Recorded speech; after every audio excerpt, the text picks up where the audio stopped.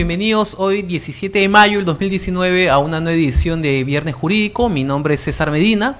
Como ustedes saben, en Viernes Jurídico nosotros conversamos sobre distintos temas legales y sobre las soluciones legales en relación a estos asuntos de una manera explicadas de una manera sencilla, de una manera clara, ¿no? Enfocado mucho al pequeño y al microempresario, enfocado en la persona con negocio, ¿no? Y recuerden que este programa es auspiciado por CTL Consultants, firma en la cual Manuel Portocarrero, Jarek Tello y quienes habla César Medina somos socios. Nos pueden encontrar en Instagram, en Facebook, en Twitter, en LinkedIn y en nuestro canal de YouTube, donde colgamos todos los programas que tenemos. El día de hoy vamos a conversar sobre dos asuntos. En la primera media hora vamos a hablar sobre el nuevo régimen de jubilación anticipada. Y en el último bloque voy a hablar un poco sobre la resolución de contratos. Para el primer tema, y desde ya los invitamos a participar en línea con sus consultas, que es el de la nueva jubilación anticipada. Hemos convocado a un especialista en derecho laboral, un especialista en los temas previsionales. Nos acompaña el abogado Álvaro González.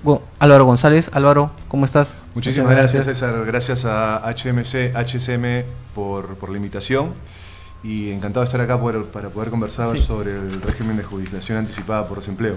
Sí, Álvaro, lo que me gustaría entender es, esta noticia habla sobre un nuevo, entiendo que lo que ha salido es una nueva ley regulando un nuevo régimen de jubilación anticipada porque ya existe uno previamente, ¿no? ¿Es así? ¿Cómo se manejan estos sistemas? Para ser exacto, lo que hace la ley 30939, es establecer una vigencia indefinida del régimen de jubilación anticipada por desempleo, ¿no?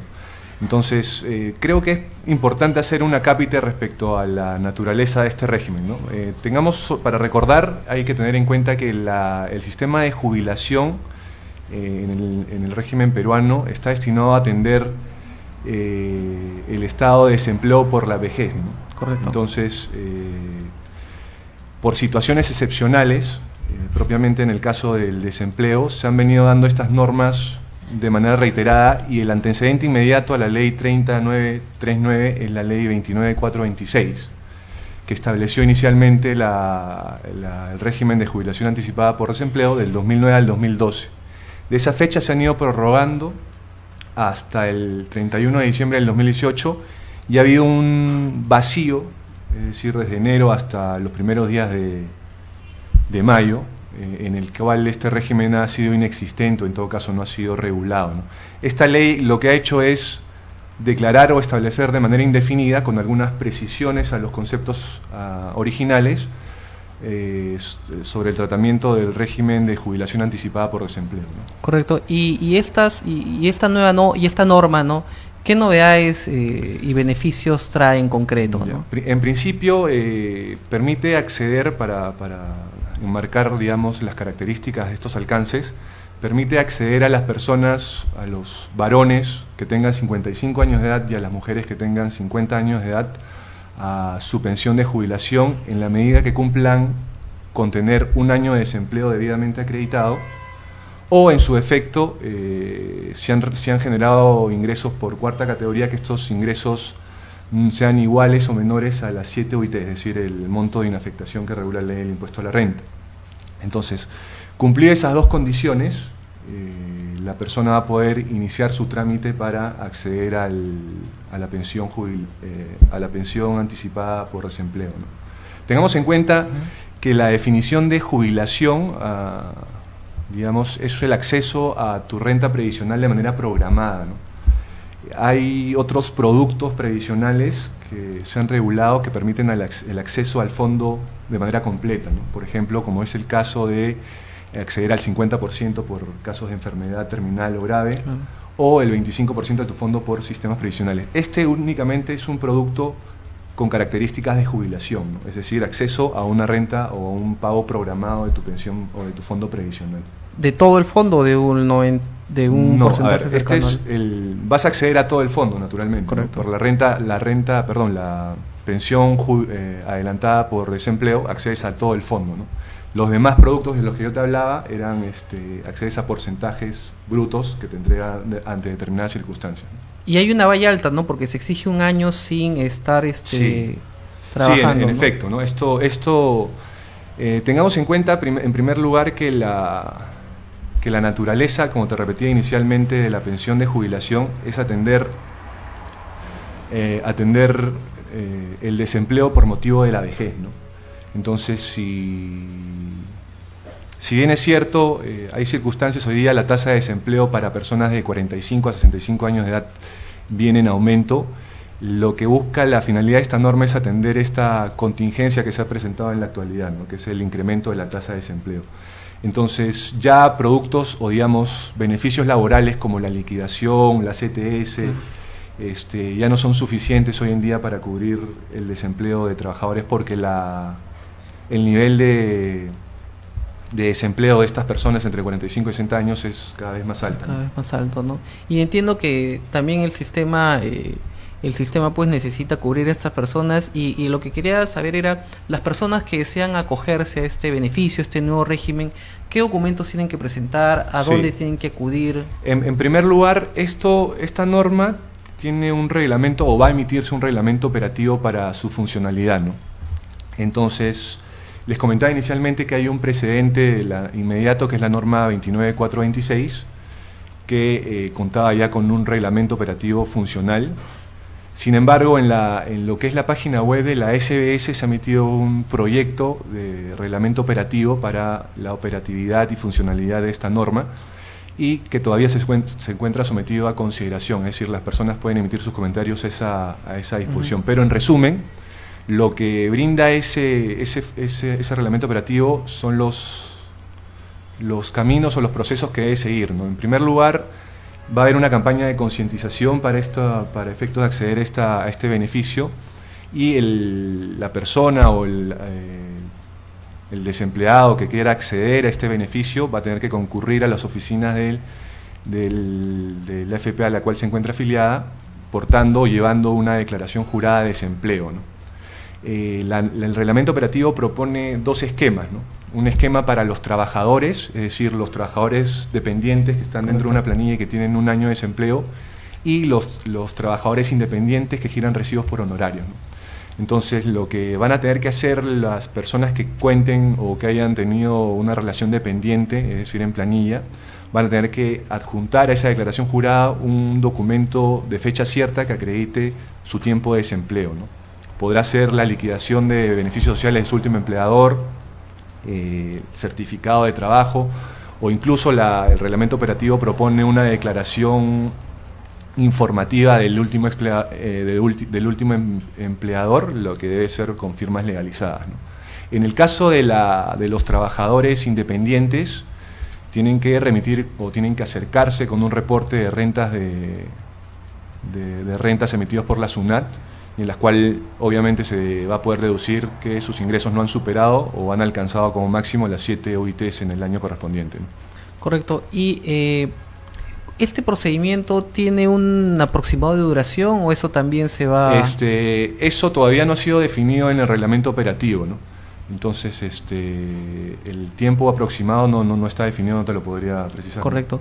¿Y las AFPs han emitido alguna opinión respecto a la ley? ¿La han criticado? Sí. Mira, esto tiene un contenido netamente económico, ¿no? Porque finalmente trabajadores o pensionistas prósperos también contribuyen a una economía próspera a nivel general, ¿no? Es funcionalmente hablando cómo se desarrolla la economía. Pero sin embargo, en el caso de las AFPs sí han tenido observaciones. Recordemos que esta ley ha sido aprobada por insistencia. Correcto. Es decir, hubo una primera observación del Poder Ejecutivo con fundamentos también emitidos por la SBS, en las cuales señalaban que este sistema de jubilación anticipada atentaba contra la naturaleza original del sistema previsional, ¿no? Que es atender la vejez ante determinados años de edad, ¿no? Entonces, recordemos que hoy en día el régimen general de jubilación es frente a trabajadores que tienen 65 años de edad. Este régimen anticipado es una regulación excepcional que permite acceder ante determinadas circunstancias al fondo previsional, ¿no? ¿Y qué pasa con quienes aportaron a la ONP y luego pasaron al sistema privado de pensiones? ¿Cómo queda eso? haciendo un recuento, el Sistema Nacional de Pensiones en un momento a inicios de los 90 era el único sistema previsional con el que contaba el Estado, ¿no? Frente al ingreso de las AFPs, se les dio la facilidad a los trabajadores que estuvieran interesados en poder cambiarse a este nuevo sistema previsional privado y que sus fondos sean remitidos o redituados al sistema privado. Entonces, todas aquellas personas que hayan cumplido con las características para acceder al bono de reconocimiento y que principalmente están relacionadas a que hayan sido afiliados del Sistema Nacional de Pensiones hasta el año 92, van a poder tramitar la emisión del bono de reconocimiento. Este bono de reconocimiento, lo que tiene que hacer el trabajador, o en todo caso la persona que quiere tramitarlo, es iniciar la solicitud a través de su AFP, y la AFP es la que lleva el proceso ante la ONP, ¿no? Ante la Oficina Nacional de Procesos. La jubilación anticipada es un mecanismo que existe en la región normalmente, entiendo. Sí, claro, y finalmente está destinado a atender una característica que ha sido común en países sudamericanos, y es el alto índice de desempleo, ¿no? Entonces, sí, digamos que el caso del Perú no es el único, ¿no? Y ya en función a cómo se ha emitido la norma, ¿consideras que hay algún aspecto que se haya omitido o algo relevante, o piensas que ya todo lo que debería estar planteado está? Haciendo una comparación con el régimen anterior, como te señalaba inicialmente, en lo que se refiere a la actual norma, la ley 30939, ley 30939, se han dejado algunas consideraciones fuera, que fueron formuladas en la ley precedente, ¿no? Entonces, por ejemplo, era asegurar a los trabajadores debían tener como proyección en su pensión de jubilación la remuneración mínima vital. Entonces, si el trabajador cumplía con estas condiciones, la edad, el tiempo de desempleo, y que su proyección sea igual o la proyección de la pensión de jubilación mensual sea igual a la remuneración mínima vital, iba a tener derecho a este beneficio. Esta condición, es decir, la proyección o la programación de la remuneración mínima vital, no ha sido considerada, ¿no? Entonces, me parece que hubiera sido una posición bastante interesante repetir la formulación de la ley anterior, ¿no? Porque finalmente los gastos o la economía están medidas en función a una canasta familiar, y que medianamente es cubierta por la remuneración mínima vital. Entonces, si la norma o la ley que estamos comentando no cubre o no está destinada a otorgar una pensión de jubilación mensual como mínimo en ese monto, claro, puede generar un perjuicio más que un beneficio para los trabajadores, ¿no? ¿No existe actualmente algún debate para incrementar la remuneración mínima vital, ¿no? Eso es un debate que está siempre sobre la mesa en el Consejo Nacional de Trabajo, ¿no? Entonces, sí, en efecto, sí es un tema que es recurrente en el Consejo Nacional de Trabajo, pero que existen conflictos entre las posiciones de los trabajadores y empleadores, ¿no? Entonces no se llega finalmente a un acuerdo, y eso es lo que posiblemente no contribuye a llegar a una ¿Desde cuándo no se sube la...? A ver, si no me falla la memoria, la última modificación ha sido en el 2016. En el 2016, a 930. A 900. Bueno, habría que evaluar si corresponde o no, pero entiendo que una elevación de la remuneración mínima vital debería ir de la mano con otras reformas, y la reforma laboral ha estado estancada, sí, por el Congreso y por el Ejecutivo en varios, sí, puntos, ¿no? Lo que pasa, si bien es cierto, tiene un contenido político la remuneración mínima vital, definitivamente, creo que el contenido social es mucho más alto, ¿no? Entonces, los índices inflacionarios, los costos de vida en Perú son sumamente altos, y en realidad no se condicen con la remuneración mínima vital, claro, ¿no? Entonces, las remuneraciones que perciben los trabajadores hoy en día están muy por debajo del costo de la canasta básica familiar que necesita cubrir una familia, ¿no? Entonces, si estamos hablando de familias que están compuestas por dos personas que tienen ingresos mínimos vitales, ni bajo esa concepción se llega a cubrir una canasta mínima familiar de acuerdo al número de trabajadores, número de integrantes promedio de una familia, ¿no? Correcto, correcto, Álvaro. Bueno, Álvaro, te agradezco muchísimo por habernos acompañado el día de hoy. La verdad que ha estado muy claro. Hay que ver cómo se implementa este reglamento. El reglamento lo saca la superintendencia. La SS. Es un reglamento operativo, como te comentaba. El reglamento operativo ya está en la página de la SS para los comentarios de la ciudadanía. Y en resumen, tiene bastante de similar al reglamento operativo de la ley 29426, ¿no? Únicamente lo que se está haciendo es dividir los requisitos y los contenidos de la información respecto si eres trabajador dependiente o eres trabajador independiente. Bueno, habrá que ver qué resulta de este nuevo régimen. Te agradezco nuevamente por acompañarnos. Gracias a ti, estado César. muy claro. Te comprometo a que sigamos conversando en siguientes ocasiones. Yo encantado de poder contribuir. De otro tema. Y bueno, amigos, en el segundo bloque conversamos sobre todo lo que tiene que ver con la resolución de contratos. Ya en el segundo bloque vamos a tratar sobre un tema que nos han comentado mucho: cómo se resuelve un contrato de arrendamiento, cómo se resuelve un contrato de compra-venta, etcétera. Así que vamos a la pausa y regresamos.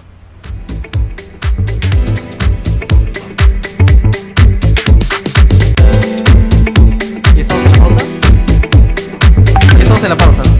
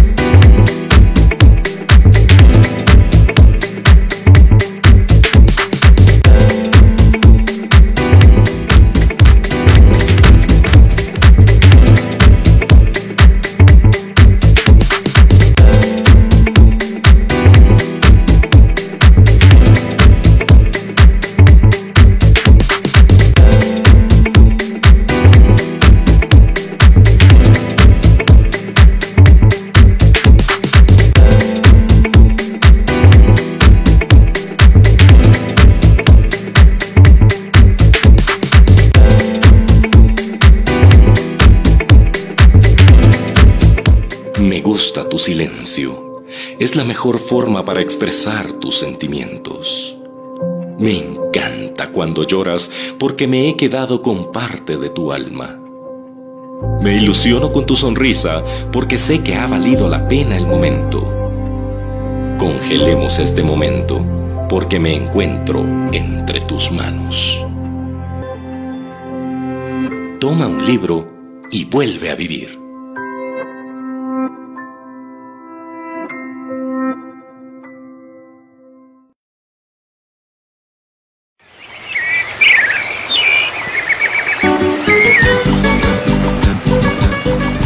Hola Anita, ¿qué haces mirando el río? Acá pues, viendo que el agua viene sucia y trae basura. ¡Qué mal! Y también en los canales la gente arroja desperdicios, botellas y hasta pañales usados. El río y los canales de riego no son un basurero. Trasladan el agua para regar los cultivos, dar de beber a nuestros animales y para nosotros mismos. Imagínate que contaminemos todo el agua, ¿qué nos pasaría? Cuidar el agua es un compromiso de todos. No permitas que contaminen nuestras lagunas, ríos y canales. Consejo de Recursos Hídricos de Cuenca Chancay Guaral, hacia una gestión integrada de los recursos hídricos. Autoridad Nacional del Agua.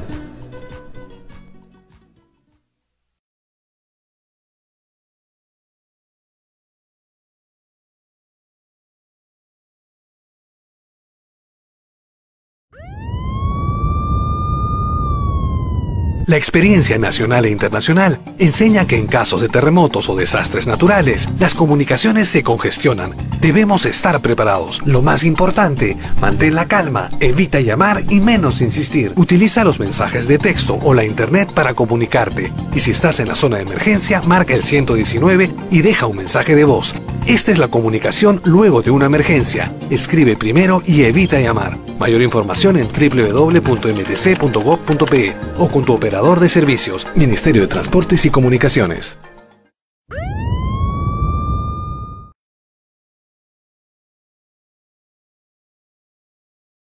De Viernes Jurídico. La verdad que muy interesante la conversación con Álvaro González sobre el régimen de la nueva jubilación anticipada. Definitivamente en los siguientes programas estaremos convocándolo para seguir tratando estos temas laborales y previsionales que son tan interesantes. En este segundo bloque nos acompaña Jarek Tello, co-conductor del programa y socio de CTL Consultants. Jarek, ¿cómo te va?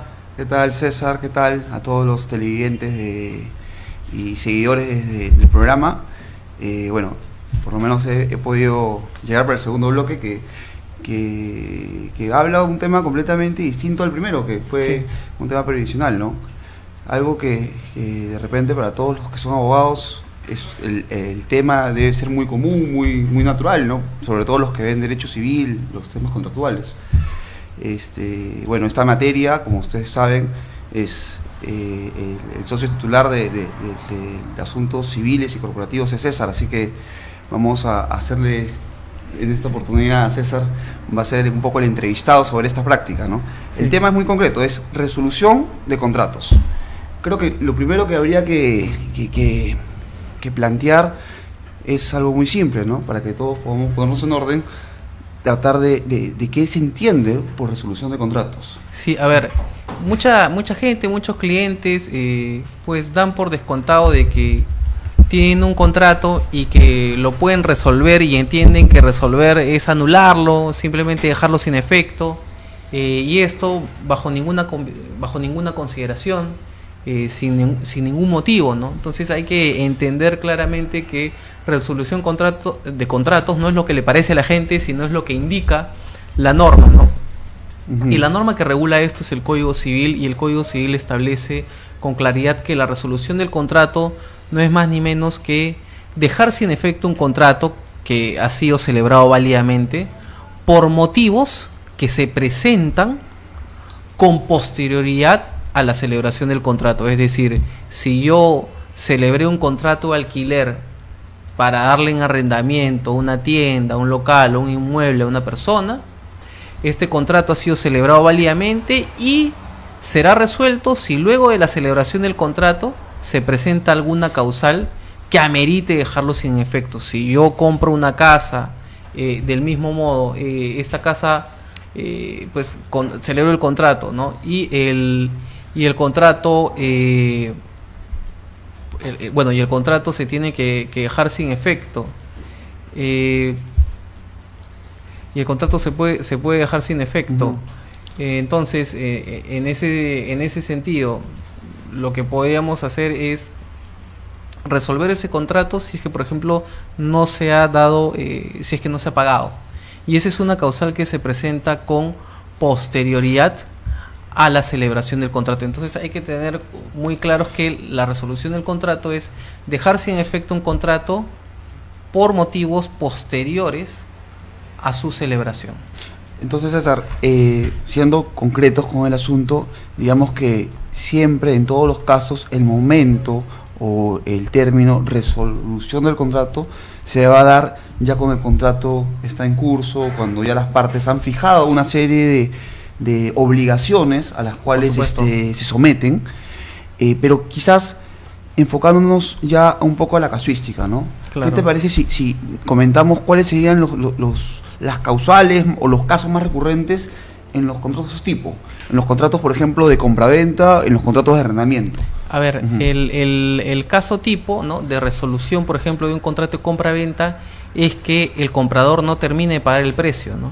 Entonces se puede haber celebrado el contrato y se puede, pues, haber señalado un precio, ese precio se puede haber pagado parcialmente, pero si no se termina de cancelar ese precio, ¿no?, y está establecido como una causal de resolución en el contrato, ¿no?, se tiene que proceder con efectuar, ¿no?, empezar a notificar los incumplimientos y luego la consecuente resolución del contrato. En un contrato de arrendamiento, si tenemos un contrato de arrendamiento en el cual hay que pagar la renta y no se ha cumplido con pagar 2 meses y medio de la renta, hay una causal de resolución del contrato de arrendamiento. Ahora, es interesante estos casos porque un poco la madre del cordero en las resoluciones de contratos viene a ser típicamente el incumplimiento de la otra parte, el incumplimiento de una parte en terminar de pagar el precio. El incumplimiento de una parte en no entregar el inmueble que se está vendiendo, o no entregar el inmueble, o sea, físicamente el vehículo, no entregar físicamente el bien el bien que se está dando en arrendamiento, etcétera. Entonces, los típicos casos de resolución de contrato se dan pues mayoritariamente por incumplimiento, y es ahí donde nosotros tenemos que evaluar mucho qué es lo que dice nuestro contrato y en qué casos resolvemos y en qué casos no podemos resolver directamente, ¿no? Correcto. Ahora, ¿qué pasaría en un supuesto que, digamos, un contrato de compraventa en el cual se ha pagado el 80% del precio, pero nadie está libre de tener alguna crisis, algún problema financiero, y no se puede terminar de pagar el 20% que faltaría para pagar la integridad del precio? Bastaría que la otra parte, obviamente, que se ve perjudicada por el incumplimiento no integral del precio, pueda invocar una causal de resolución del contrato y el contrato quedaría sin efecto, o es que hay algún chance para que la persona que ya pagó, aunque sea el 80% del precio, pueda poder negociar o pueda todavía darle vida a ese contrato con ciertas condiciones? Bueno, lo importante ahí es cómo es que se ha redactado el contrato, ¿no? Hay muchas precauciones que uno puede tomar, ¿no? Por ejemplo, algo que se hace en diversos casos es la reserva de dominio, es decir que nosotros sabemos que para transferir un bien, un inmueble, un departamento, una casa a otra persona, basta la sola obligación, la sola declaración de la persona para transferir a la persona con la que está contratando. Sin embargo, lo que podemos establecer es que a través de la reserva de propiedad, ¿no? Ese bien no será transferido a la persona que nos está comprando el bien hasta que se termine de pagar pues todo el monto, toda la suma de dinero que se haya establecido como precio. Asimismo, viene otro caso muy interesante, que es establecer condiciones, o mejor dicho, supuestos específicos en los que el contrato se resolverá. Uno de ellos es que no se termine de pagar el precio del inmueble, ¿no? Y ahí es muy importante porque muchas personas consideran de que la celebración de un contrato de alquiler, un contrato de compra-venta, pues puede ser redactado únicamente por ellos, establecen algunas cláusulas que les parecen o que les convienen, y a la hora pues de los problemas lo que advertimos es que muchas de esas cláusulas son nulas, o esas cláusulas generan que finalmente todo el contrato sea declarado nulo en sede judicial. Entonces ahí debemos recordar dos aspectos fundamentales, ¿no? Las formas de resolución del contrato. La resolución del contrato se puede dar a través de dos tipos. La primera resolución es pues la del Código Civil, ¿no? Que se produzca una situación de incumplimiento regulada en el Código, y lo que uno tiene que hacer es solicitarle a la parte que no cumplió, es decir, aquella persona que no ha cumplido con pagarme el precio, aquella persona que no me está pagando la renta, pedirle que cumpla con pagar, y que si no se produce el pago dentro de un plazo que no puede ser menor a 15 días, se resolverá el contrato. Es decir, yo puedo tener un contrato de arrendamiento, puedo haber alquilado un gran local comercial y me está incumpliendo con las cuotas, y yo le digo, mire, ¿sabe qué, señor? Yo no le doy 15, le doy 20 días. Le doy 20 días para que usted cumpla. Y si usted no cumple, al vencimiento de ese plazo, el contrato quedará resuelto. Pero eso es bien importante, que las personas que nos ven sepan muy bien cuál es el plazo que se podría conceder, si conviene conceder el mínimo o más, porque la norma no exige que sea específicamente el plazo no menor de 15. Entonces, en ese sentido, ¿cuándo quedará oficialmente resuelto el contrato? El contrato quedará resuelto cuando se vence el plazo que yo otorgué. A partir de ese momento quedó resuelto el contrato. Entonces yo ya envié una carta notarial, y en esa carta notarial yo he manifestado: si no cumples en estos días, en este plazo de 15, 20, 30, 40 días, el contrato queda resuelto. Y se vence el plazo, no se da el pago, no se cumple con la prestación a cargo del deudor, y ese contrato quedará resuelto. Ahora, por un tema de seguridad, lo que yo tengo que hacer es luego enviar una nueva carta notarial y decir, oye, por si acaso el plazo venció, con lo cual el contrato ya se resolvió, pero no es que a partir de esa nueva carta yo estoy resolviendo el contrato. Entonces es muy importante porque en función de esos plazos pueden pasar cosas más o menos graves, ¿no? Incluso simplemente el hecho de, y se puede establecer, por eso es algo muy contractual, en la cual se requiere que estén bajo la asesoría de algún experto legal en temas contractuales, se puede establecer ciertas condiciones y ciertos supuestos de resolución, y de pronto en los hechos, por una situación no prevista o de pronto pues dificultades económicas, la persona obligada a algún pago incumple, calza dentro de ese supuesto, y de pronto de palabra puedes mantener el supuesto, pero esto no tiene ningún tipo de seguridad, porque puede ser que los acuerdos a veces amicales o simplemente no contenidos en un documento formal o escrito puedan cambiar en cualquier momento, ¿no? Y solamente la carta notarial será una comunicación efectiva de que en los hechos tú ya calzaste en el supuesto de incumplimiento que te conlleva la resolución del contrato.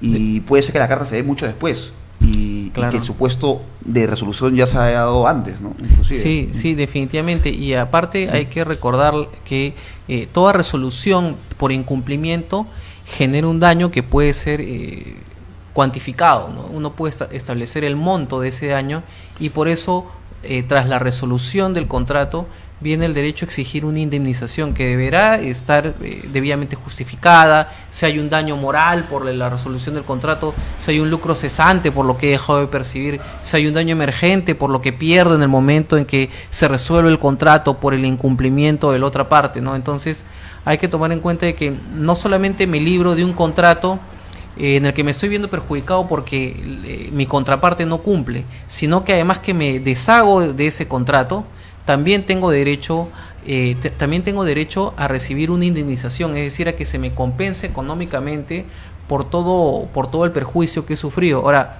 la práctica nos explica muchas cosas sobre cómo se han estado manejando las cosas y cuán mal en la realidad se han estado manejando algunas cosas, porque en este supuesto de resolución en donde digamos que yo intimo a la otra parte para que cumpla con su prestación, no lo hace dentro del plazo que le doy y ya opera ya opera la resolución, esa resolución se ha producido sin necesidad de que lo declare un juez.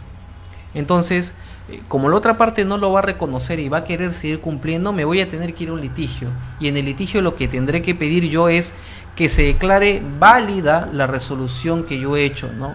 ¿A efectos de qué? A efectos de que tras declararse válida la resolución del contrato, se me tenga que pagar una indemnización por los daños y perjuicios que se han ocasionado. Entonces es muy importante tener claros esos conceptos, porque así como hay resoluciones contractuales en las que yo tengo la posibilidad de darle a mi contraparte pues un tiempo suplementario para que cumpla, claro. También hay otros supuestos que como alguna vez hemos visto, ¿no? y sobre la cual se nos ha pedido asesoría, son los supuestos de resolución de expresa el contrato, es decir, que el contrato claramente invoca el artículo 1430 del Código Civil y señala que si se presenta ese hecho, el contrato automáticamente fenece, y lo que yo tengo que hacer es enviar una comunicación y valerme de esa cláusula, que esa cláusula tiene que ser precisa, es una cláusula que tiene que hacer mención a la obligación que no se está cumpliendo, y me valgo de esa cláusula para enviar una comunicación. Obviamente esa comunicación, qué mejor método que hacerlo a través de una carta notarial. La norma, a diferencia del otro tipo de resolución que he comentado, señala simplemente comunicación, con lo cual yo podría enviar un correo electrónico, pero para curarme en salud, la recomendación siempre es enviar una carta.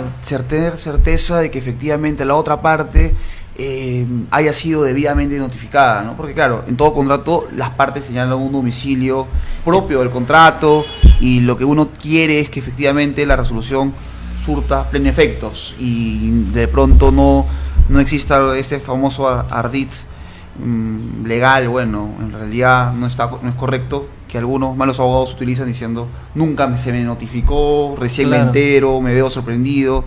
Entonces, claro, la carta notarial en algún sentido evita esa clase de argumentos, ¿no? Tú tocas un punto muy importante que es el relacionado a la notificación a la parte que incumplió. Hay que tomar en cuenta que el domicilio señalado del contrato es el domicilio que obliga a las partes para comunicarse determinados hechos que se produzcan a lo largo de la relación contractual.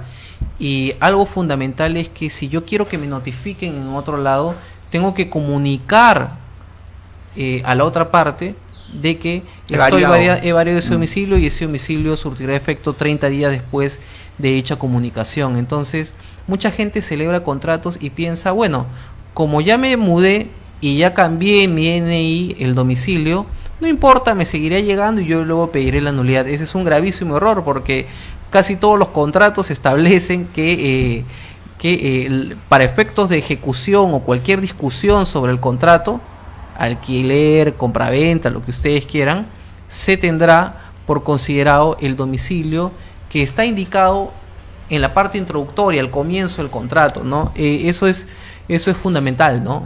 Perfecto. Ahora, uno a veces hace negocios, ve oportunidades, Claro. celebra los contratos con las partes. En el tiempo, sin duda, puede haber una serie de inconvenientes y un poco el rol del abogado es tratar de cautelar que el contrato sea exitoso en términos de que cada parte recibe lo que efectivamente buscaba, ¿no? Con este negocio, con este acto jurídico, ¿no? Contenido en un contrato. ¿Qué recomendaciones, César, podrías tú dar? No sé,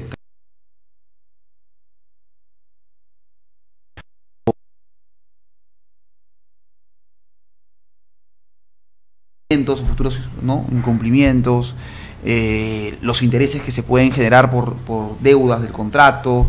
Es decir, el contrato podría contener una serie de elementos que lo regulen y que regulen por ende la relación obligacional entre las partes, que creo que sería importante que podamos comentar. Sí.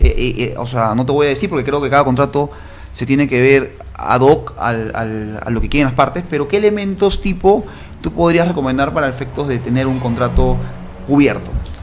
Bueno, en el caso de los arrendamientos, yo invocaría definitivamente la cláusula de allanamiento futuro, ¿no? Seguiría las formalidades del nuevo llamado desalojo notarial, que es celebrar. Si sigo esas indicaciones, si sigo las indicaciones de la llamada ley de desalojo notarial, lo único que voy a necesitar, por ejemplo, para resolver el contrato y desalojar al inquilino que pues se quiere quedar pese a no cumplir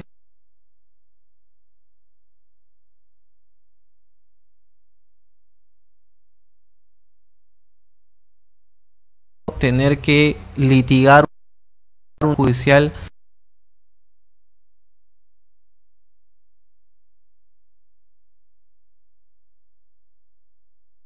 al desalojo.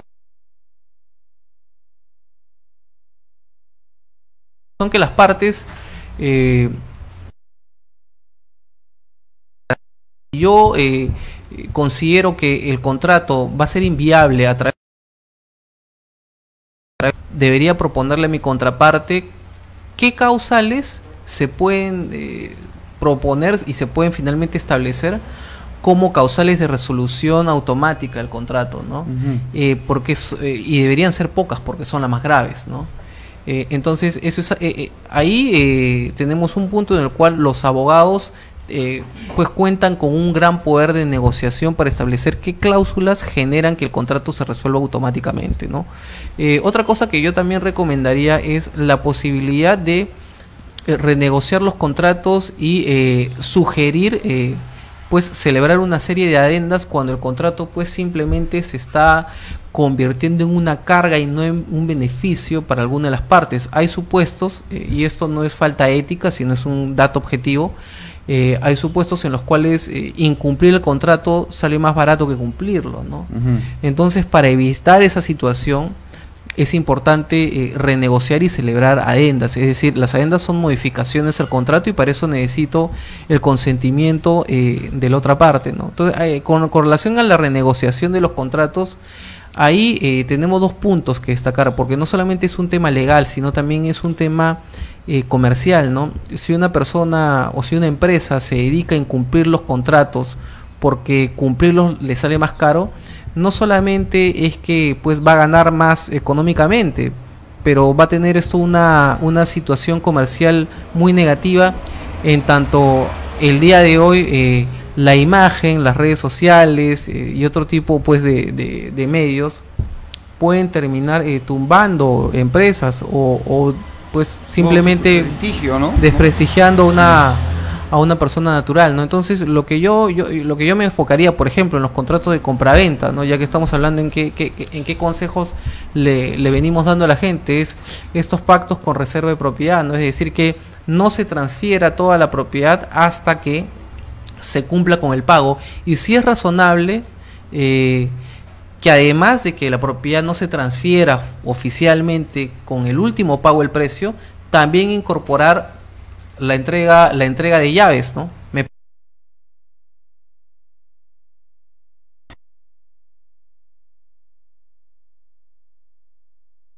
Porque si tú le das físicamente el inmueble a la persona y la persona no termina de pagarte el precio, no se pone que te pagó $500,000 y te está debiendo $20,000, muchas veces pues tú dices, ¿sabes qué? Ya, bueno, lo dejo ahí, ¿no? Pero para eso existen definitivamente estas previsiones, estas precauciones para evitar, ¿no? Entonces yo creo que esa podría ser un poco la receta para las personas que desean celebrar contratos y luego no se estén arrepintiendo por comprometerse a algo que no van a cumplir o que supieron en su día que la otra parte no iba a honrar, ¿no? Claro. Ahora, simplemente para complementar algunas cuestiones, porque hemos hablado del contrato de compra-venta, en el caso de inmuebles, si bien es cierto, las partes tienen plena libertad para hacer la transferencia del inmueble y cómo pagar el precio, que es un requisito del contrato de compra-venta.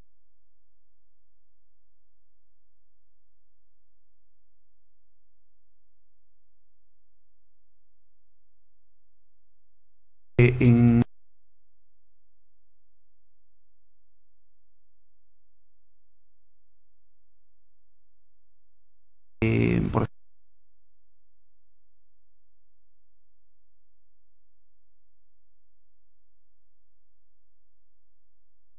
firma nada más, ¿no? La idea es que los contratos se puedan elevar a escritura pública y luego se puedan inscribir en registros públicos. Uno de los requisitos es que para que esto ocurra es que se paguen los tributos. Y en el caso concreto de contrato de compra-venta en bien inmuebles, hay un tributo clave que es la de cabala, donde se tiene que pagar el 3% del precio, ¿no? Pactado por las partes. O en su defecto, este precio tampoco podría ser por menos predio. ¿Por qué? Porque si yo le pongo la cláusula de reserva, yo estoy diferiendo todavía yo no estaría transfiriendo el inmueble.